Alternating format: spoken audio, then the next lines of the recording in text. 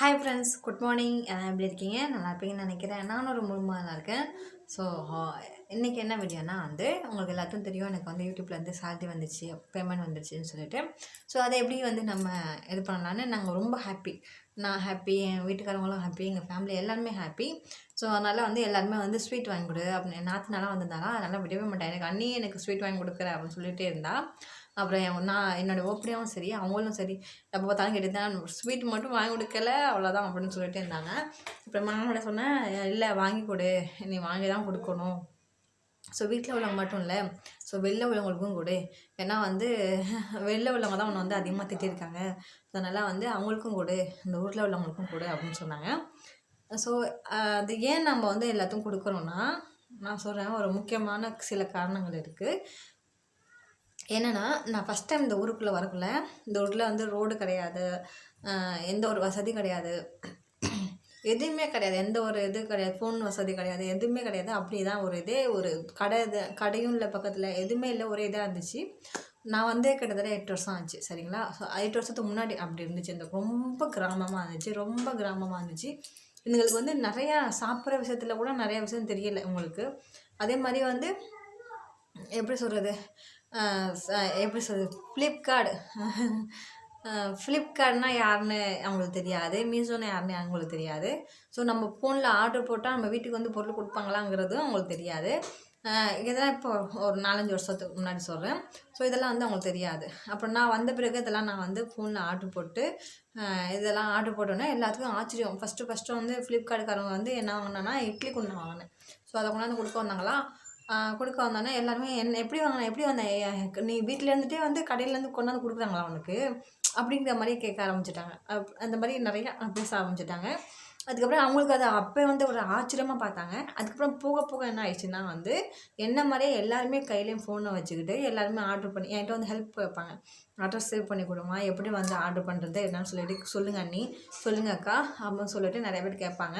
So அவங்களுக்கு பாய்ஸும் சரி கேர்ள்ஸும் சரி நிறையா பேருக்கு நான் அப்டேட் பண்ணி கொடுப்பேன். கொடுத்த பிறகு என்ன ஆச்சுன்னா, நிறைய பேர் பொண்ணுங்க எல்லாருமே சரி, எல்லாருமே இப்போ ஃப்ளிப்கார்ட் மீஷோ நிறைய பேர் வாங்க ஆரம்பிச்சிட்டாங்க.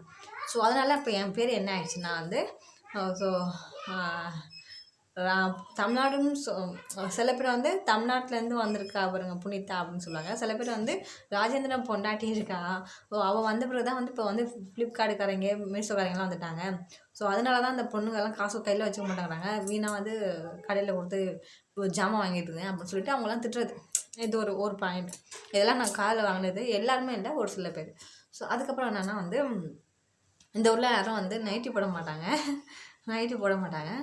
அப்புறம் நான் இங்கே வந்த பிறகு எங்கள் வீட்டுக்காரங்க என்கிட்ட சொன்னது, ஓ இஷ்டம், நான் உன்னை சாரி கட்டணும்னு சொல்ல மாட்டேன், நீ அப்படி இரு இப்படி இருக்குன்னு நான் சொல்ல மாட்டேன், ஓ இஷ்டம், உனக்கு கம்ஃபர்டபுளாக எது இருக்கோ அதை போடு, உனக்கு தெரியும் நல்லது எது கெட்டது எதுன்னு உனக்கு தெரியும். ஸோ அதனால் உனக்கு எது கம்ஃபர்டபுளாக இருக்கோ அதை போடு, நீ தப்பாக போக மாட்டேன் எனக்கு தெரியும் அப்படின்னு சொன்னிச்சு. ஸோ அதனால் எனக்கு கம்ஃபர்டபுள், இந்த வேலைக்கு எனக்கு நைட்டி தான் பெட்டர். நம்ம புடவைலாம் கட்டிட்டு இங்கே வேலை பார்க்கலாம் முடியாது. ஏன்னா நம்ம வேலை பார்க்குறோம், மாடு மேய்க்கிறோம் அப்படிங்கக்குள்ள நமக்கு கம்ஃபர்டபுளாக நைட்டு தான். புடவை கட்டிட்டு போய் நடவெல்லாம் நட முடியாது இந்த ஊரில். ஏற்கனவே நான் வயலில் இறங்கினேன்னா நனைஞ்சிருவேன், இதில் வேறு புடவை கட்டிட்டு இறங்கினேன்னா சுத்தமாக நனைஞ்சிருவேன். ஸோ அதனால் நைட்டி தான் எனக்கு கம்ஃபர்டபுள், நைட்டி போட்டுட்டேன். அதுக்கப்புறம் கடைக்கெல்லாம் போனோன்னா எனக்கு சுடிதார் போட பிடிக்கும், சுடிதார் போடுவேன். ஸோ அதுக்குமே கல்யாணம் ஆன பொண்ணுங்க சுடிதார் போடக்கூடாது அப்படின்னு சொல்லிட்டு இங்கே ஒரு கண்டிஷன் இருக்குது. ஸோ நான் அதையும் மீறிட்டேன். அதை அதனால் என்னைய பிடிக்காது. என்னை பார்த்துட்டு என்ன பண்ணிட்டாங்கன்னா, இப்போ கல்யாணம் ஆன பொண்ணுங்கள்லாம் எல்லாருமே இப்போ சுடிதார் போட ஆரம்பிச்சிட்டாங்க. இப்போன்னு இல்லை, அப்போ இந்த சுடிதார் போட ஆரம்பிச்சிட்டாங்க. இப்போ 3-4 பிள்ளை இப்போ பெற்றவங்களும் மறுபடியும் சுடிதார் போட ஆரம்பிச்சிட்டாங்க. ஸோ அதுக்கும் காரணம் நான் தான், சரிங்களா? அதுக்கும் காரணம் நான் தான். அந்த மாதிரி நிறையா இருக்குது, சொல்லிகிட்டே போகலாம். இந்த மாதிரி இந்த ஊர் மக்களை கெடுத்தது நான் தாங்கிற மாதிரி, பிள்ளைங்களை கெடுத்தது நான் தான் அப்படிங்கிற மாதிரி எல்லாம் பேசிகிட்டு இருந்தாங்க. ஃபோனு இப்போ எல்லார் கையிலையும் ஃபோனு ஃபஸ்ட்டு இல்லை, இது இல்லை. முன்னெல்லாம் பொண்ணுங்கள்லாம் வீடியோ போட மாட்டாங்க, வீடியோலாம் எடுக்க மாட்டாங்க, பொண்ணுங்க கையில் ஃபோன் இருக்காது. இப்போ எல்லா பொண்ணுங்க கையிலையும் ஃபோன் இருக்குது. ஸோ எல்லாருமே என்னை பார்த்துட்டு வீடியோவும் எடுக்க ஆரம்பிச்சிட்டாங்க. நான் யூடியூப்பில் வீடியோ எடுக்க பார்த்துட்டு இப்போ எல்லார் கையிலையுமே ஃபோன் இருக்குது. ஸோ எல்லாருமே யூடியூப்பில் போடலை, எல்லாமே இன்ஸ்டாகிராம், ஃபேஸ்புக் அப்படின்னு சொல்லிட்டு ரீல்ஸ் போட ஆரம்பிச்சிட்டாங்க, எல்லாருமே போட ஆரம்பிச்சிட்டாங்க. ஸோ அதுக்கும் காரணம் நான் தான். அப்படின்னு இந்த வயசான ஒரு குரூப் இருக்குது, சரிங்களா? ஸோ அவங்க என்னை டார்கெட் பண்ணி பேசுகிறது. அதாவது எங்கள் குடும்பத்தை பிடிக்காது, என் மாமியார் மாமனாரை பிடிக்காதுன்னு வச்சுங்களேன். அதுக்காண்டி அவங்கள டைரெக்டாக இது பண்ணுறது கிடையாது, அட்டாக் பண்ணுறது கிடையாது, என்னை வச்சு அட்டாக் பண்ணுறது அவங்களுக்கு. ஸோ அவர் மருமக அவனோட பொண்டாட்டி தமிழ்நாட்டு பொண்ணு. ஸோ இந்த மாதிரி அவங்க வந்தனால தான் வந்து ஃப்ளிப்கார்ட் மீஷோக்காரங்க வந்துட்டாங்க, ஃபோனில் ஆர்டர் பண்ணுறாங்க. ஸோ அவங்க வந்தனால தான் பொண்ணுங்கள்லாம் ஃபோன் வச்சு யூஸ் பண்ணுறாங்க, அவங்க வந்தனால தான் பொண்ணுங்கள்லாம் ரீல்ஸ் போகிறாங்க, அவங்க வந்தாலும் நைட்டி போகிறாங்க, அவள் வந்த பிறகு தான் சுடிதார் போகிறாங்க. ஸோ இந்த மாதிரியெல்லாம் இவளுக்கு என்ன கிடைக்குன்னு யூடியூப்பில் எப்போ பார்த்தாலும் ஃபோனை வச்சு தெரியுறா அப்படின்னு சொல்லிட்டு நிறைய இன்சல்ட் பண்ணவங்களும் இருக்காங்க. ஸோ அதுக்கெல்லாம் நிறைய காதல் வாங்கிட்டேன் சரிங்களா, நிறையா திட்டு வாங்கிட்டேன், நிறைய காதல் வாங்கிட்டேன். இதுக்கு எனக்கு தெரிஞ்சே பேசியிருக்காங்க, எனக்கு தெரியாமல் பேசியிருக்காங்க, என் மாமாட்டையும் சொல்லி பேசியிருக்காங்க. என்கிட்ட டேரெக்டாக சொன்ன கேட்க மாட்டேன்னு மாமாட்ட வேறு சொல்லியிருக்காங்க, மாதிரி உங்கள் பொன்னாடி வீடியோ போடுறோம் அப்படின்னு சொல்லிட்டு பேசியிருந்துருக்காங்க. என் புருஷன் அதை கண்டுக்கலை, அதை வந்து என்கிட்ட சொல்லிடுச்சு. இந்த மாதிரி சொல்கிறாங்க, நீ அதெல்லாம் கண்டுக்காத, உன்னோட இருப்போம் சரியா, நீ எதுவும் தப்பாகவும் போடலைல்ல, நீ உன்னோட உன் மனசு எது படுதோ அதை செய்ய அப்படின்னு தான் என்கிட்ட சொல்லும். ஸோ அவ்வளோதான். ஸோ அவங்களுக்கெல்லாம் வந்து பதில் கொடுக்கணும் இல்லையா. ஸோ அதுக்காண்டி எல்லாத்துக்குமே ஸ்வீட் வாங்கி எல்லாத்துக்குமே கொடுத்தேன். எல்லாத்துக்கும் நான் வந்து நாங்கள் சொன்ன மாதிரி கொடுத்தோன்னா நான் அந்த தெருவுக்கே கொடுக்கணும், கிட்டத்தட்ட 5 கிலோ வேணும் எல்லாத்துக்கும் கொடுக்கணும். அதனால் வாங்கலை, நான் வாங்கிட்டு வந்து 1.5 கிலோ தான். ஸோ 1.5 கிலோ ஸ்வீட்டை வந்து எனக்கு முக்கியமானவங்களுக்கு, அதாவது யார் வீட்டுக்கு கொடுத்தோம்னா எங்கெங்கே பரவுன்னு எனக்கு தெரியும். இப்போ எனக்கு யூடியூப் சேலரி வந்துச்சுன்னு சொல்லிட்டு அவங்களுக்கு சொன்னோம்னா எங்கெங்கே பரவுன்னு எனக்கு தெரியும். ஸோ அதனால் வந்து அந்த வீட்டில் மட்டும், வேறு யாரும் இல்லை, எங்கள் சொந்தம் தான், பங்காளி விடுங்கலாம். ஸோ அவங்கள்ட்ட போய் சொல்லிவிட்டு ஸ்வீட்டாகவும் கொடுத்தோன்னா ஸோ அவங்க வாங்கிட்டாங்க. அதே நேரம் வந்து ஊர் ஃபுல்லாக பரவிருக்கும் சொல்லியிருப்பாங்க, எப்படியும் வந்து தெரிஞ்சிருக்கும் சரிங்களா. அதனால் வந்து எல்லாத்துக்குமே ஸ்வீட் வாங்கி கொடுத்தேன், ரசகுல்லா வாங்கி கொடுத்தேன், எங்கள் அப்பாவுக்கும் கொடுத்தேன். ஃபஸ்ட்டு வந்து பூஜையில் வச்சு சாமி கும்பிட்டேன்,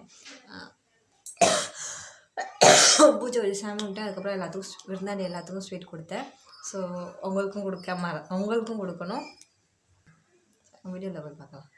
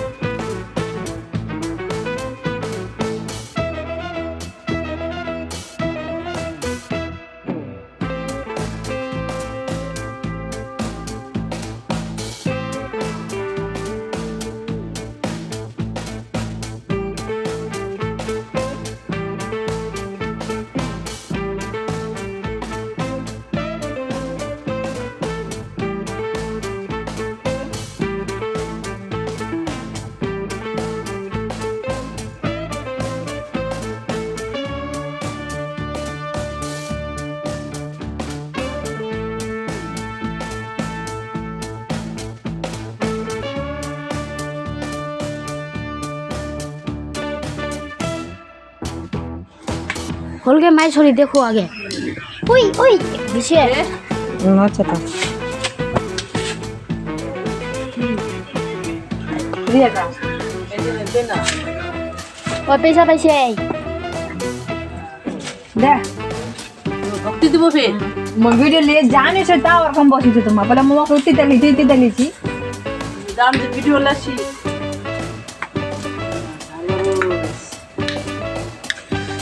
মনে কালা কুচ কুচ হয়ে গেছে বলা না কালো খুব কেন করে আমরা ওরকম হবে পুনি দাও এই কাকি সাথে কালো আনি কালো আনি কালো নক লাগতে কি নি করবে কালো আনি কি করবে বড় করে কালা পেয়া কাজি খাবে তো দিও বনু এক জায়গায় দিতে দেবো না লে এই না দাও করে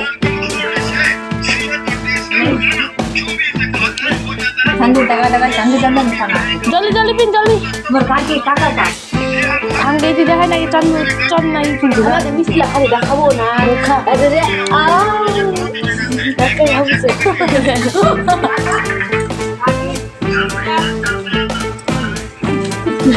ক্যামেরাম্যান দিয়ে ফোকাস করছে এটা लगाई বাসা কিনে রে पानी नहीं दे काम नहीं तू अपने ले দে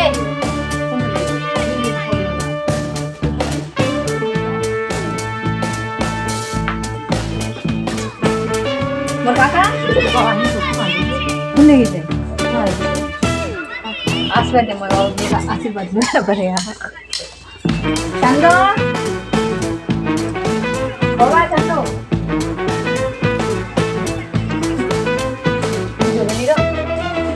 ক্যামেরাম্যান দিয়ে बात करो न्यू होटला तो चटनी पे ना তো চাটনি বানবা লাগে चंदो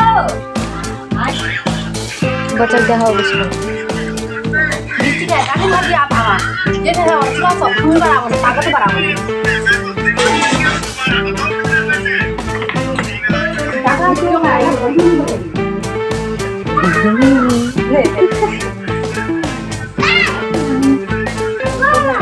মজার মতো মিষ্টি খাবে मोर काका से होगा बन करो का कुछ मिष्टी नहीं मोर